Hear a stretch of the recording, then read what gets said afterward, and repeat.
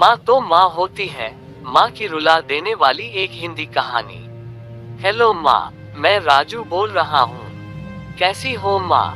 मैं ठीक हूँ बेटे। ये बताओ तुम और बहू दोनों कैसे हो? हम दोनों ठीक हैं। माँ आपकी बहुत याद आती है। अच्छा सुनो माँ, मैं अगले महीने इंडिया आ रहा हूँ तुम्हें लेने। क्या? हाँ माँ, अब हम सब साथ ही रहेंगे। नीतू कह रही थी माजी को अमेरिका ले आओ, वहाँ अकेली बहुत परेशान हो रही होंगी। हेलो, सुन रही हो माँ?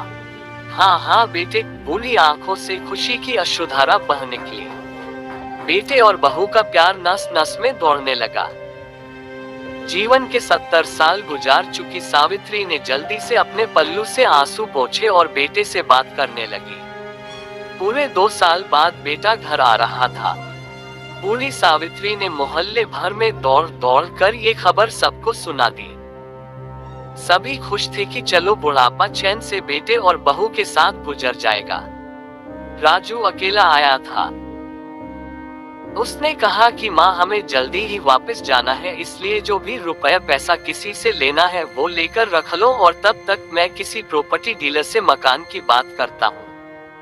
मकान? माँ ने पूछा। हाँ माँ, अब ये मकान बेचना पड़ेगा, वरना कौन इसकी देखभाल करेगा? हम सब तो अब अमेरिका में ही रहेंगे। बूढ़ी आंखों ने मकान के कोने कोने को ऐसे निहारा जैसे किसी अबोध बच्चे को सहला रही हो। आनन फानन और औने पौने दाम में राजू ने मकान बेच दिया। सावित्री देवी ने वो जरूरी सामान समेटा जिससे उनको बहुत ज्यादा लगाव था। राजू टैक्सी मंगवा चुका था।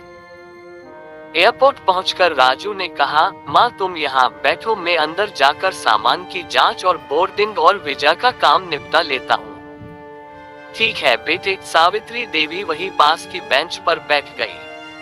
काफी समय बीत चुका था। बाहर बैठी सावित्री देवी बार बार उस दरवाजे की तरफ देख रही थी जिसमें राजू गया था, लेकिन अभी तक बाहर नहीं आया। शायद अंदर बहुत भीड़ होगी सोचकर बूढ़ी आंखें फिर से टकटकी लगाए देखने लगती। अंधेरा हो चुका था। एयरपोर्ट के बाहर गहमागहमी कम हो चुकी थी। माँ जी, किससे मिलना है? एक कर्मचारी ने वृद्धा से पूछा। मेरा बेटा अंदर गया था टिकट लेने, वो मुझे अमेरिका लेकर जा रहा है, सावित्री देवी ने घबराकर कहा। लेकिन अंदर तो कोई पैसेंजर नहीं है, अमेरिका जाने वाली फ्लाइट तो दोपहर में ही चली गई। क्या नाम था आपके बेटे का? कर्मचारी ने सवाल किया। राजू। सावित्री के चेहरे पे चिंता की लकीरें उभर आई। कर्मचारी अंदर गया और कुछ देर बाद बाहर आकर बोला, माँ जी, आपका बेटा राजू तो अमेरिका जाने वाली फ्लाइट से कब का जा चुका। क्या? वृद्धा की आंखों से आंसुओं का सैलाब फूट पड़ा। बूढ़ी माँ का रोम रोम कांप उठा। किसी तरह वापस घर पहुंची जो अब बिक चुका था। रात में घर के बाहर चबूतरे पर ही सो गई। सुबह हुई तो दयालु मकान मालिक ने एक कमरा रहने को दे दिया। पति की पेंशन से घर का किराया और खाने का काम चलने लगा।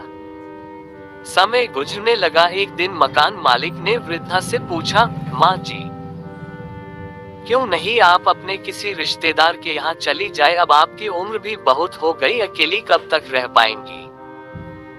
हाँ चली तो जाऊं, लेकिन कल को मेरा बेटा आया तो यहाँ फिर कौन उसका ख्याल रखेगा? आंख से आंसू आने लग गए। दोस्तों, पढ़े अनाथाश्रम, दिल को छू लेने वाली एक कहानी। विनती, माँ बाप का दिल कभी मत दुखाना। शिक्षा, माँ तो माँ होती है।